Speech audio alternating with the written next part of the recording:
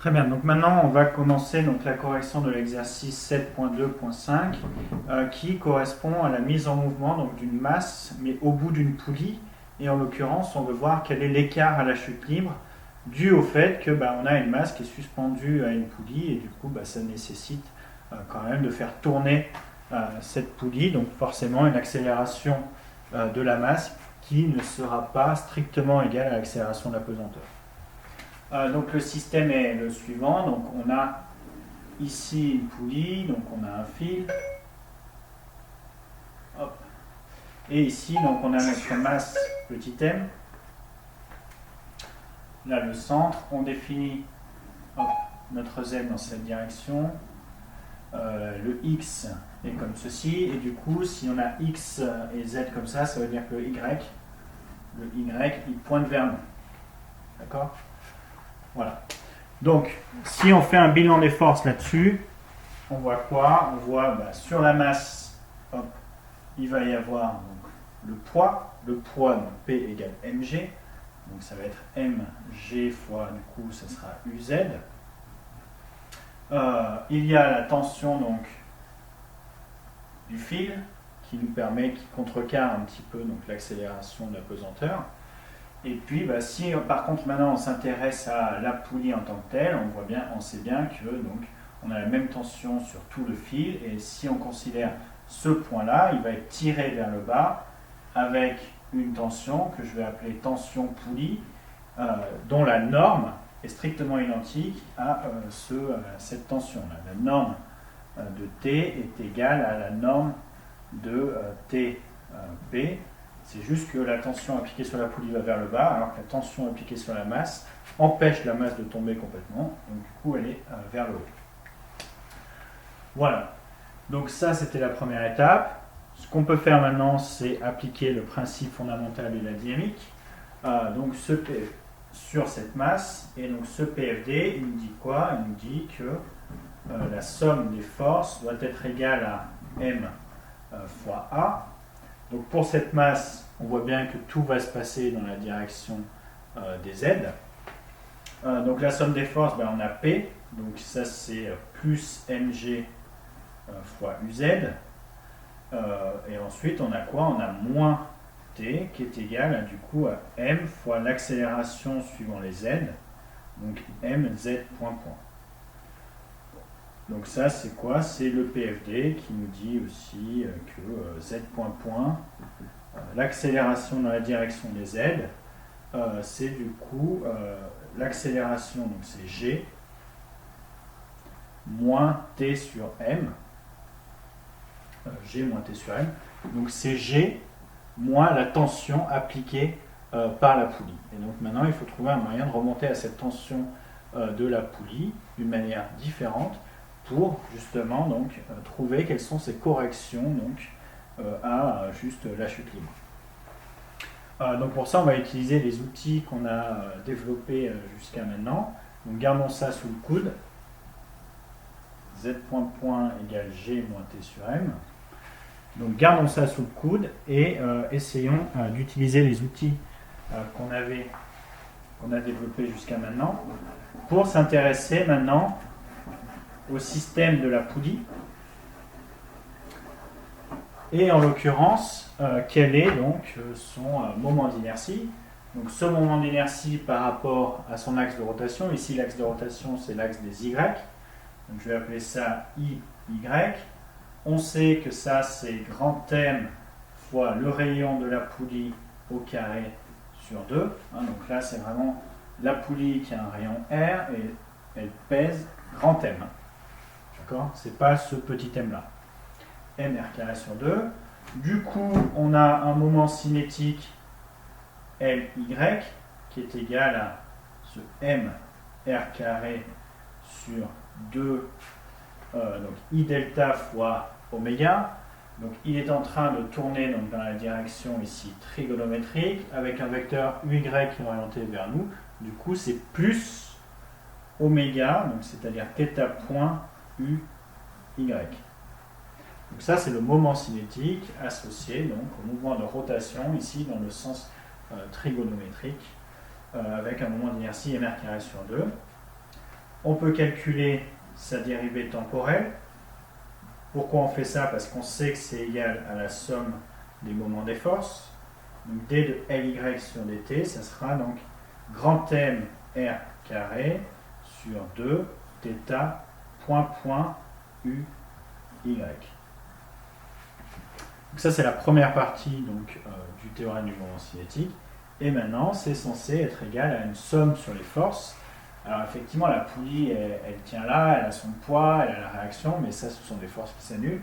Donc la seule force qui va avoir un moment non nul, c'est justement cette force de tension de la poulie là, qui nous tire vers le bas.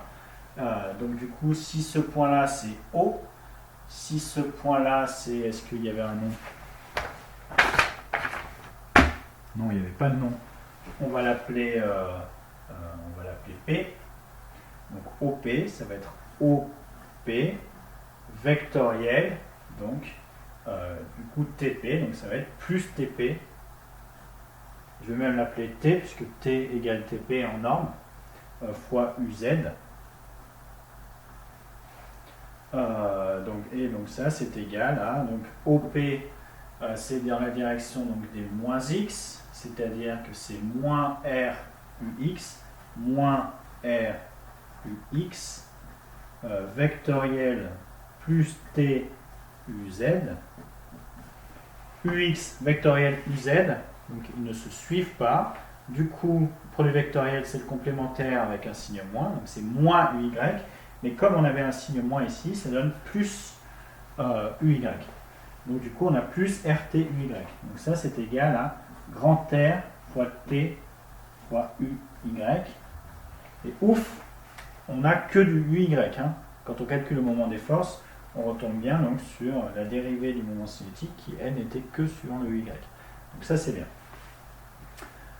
Donc ça veut dire qu'on a un R carré θ sur 2 qui est égal à grand R fois T. Donc simplifions ça.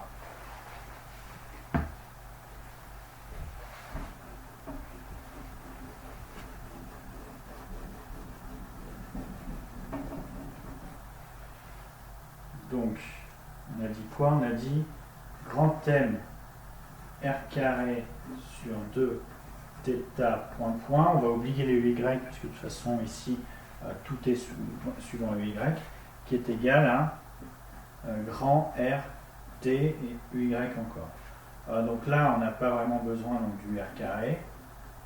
Et du coup, c'est égal à T. Voilà.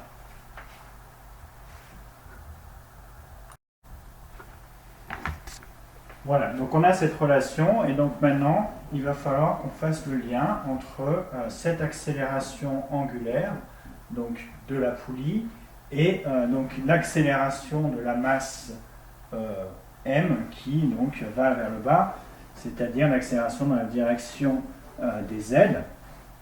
Et donc ça, c'est très facile à faire en fait, il suffit juste de se rappeler que si, par exemple, on se décale ici d'un angle dθ, si par exemple, ou même juste θ, hein, si ici je me décale de θ, je me suis déplacé de quoi? D'une quantité qui est égale à, du coup, à grand R fois θ. Quand ici je libère le fil, ça veut dire que ma masse elle est descendue aussi de Rθ. Ça veut dire qu'on a Z, delta Z, qui est égal à R fois θ, ou encore, si on prend donc la dérivée première puis seconde, si R est une constante, ça veut dire qu'on a Z point qui est égal à R fois θ point. Du coup, ici, en fait, je peux directement mettre ça là. Donc θ point c'est Z point sur R. Donc ça devient grand M, R sur 2, Z point sur R, qui est égal à du coup T. Le R s'en va, et donc on a ce T qui est égal à M fois Z point sur 2. Donc grand T qui est égal à grand M fois Z point sur 2. Et ça, je vais tout simplement le réinjecter là-dedans pour pouvoir trouver donc une forme finale pour Z point qui est ce qu'on cherche depuis le début, c'est-à-dire à quel point est modifiée l'accélération de la pesanteur parce qu'on est attaché au bout de la poulie.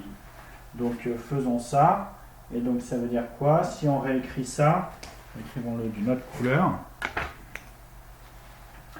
ça devient donc z point qui est égal à g moins grand T, c'est-à-dire grand M z point sur 2 divisé par M. On va mettre les z point tous ensemble. Donc ça veut dire qu'on a donc du 1 plus grand M sur 2 petit m z point qui est égal à g. Ou encore que z point, c'est-à-dire l'accélération de cette masse dans la direction des z, est égale à g sur 1 plus grand M sur 2 petit m. Hop.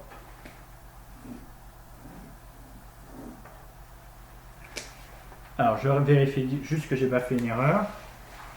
Donc grand G sur 1 plus grand M1. Et effectivement, hein, donc maintenant vérifions quand même si on n'a pas fait d'énormes bêtises. Donc là on est en train de dire que finalement cette accélération dans la direction des z, elle est différente de l'accélération de m en chute libre, et elle est différente donc via ce facteur qui est égal à 1 sur 1 plus grand M sur 2m.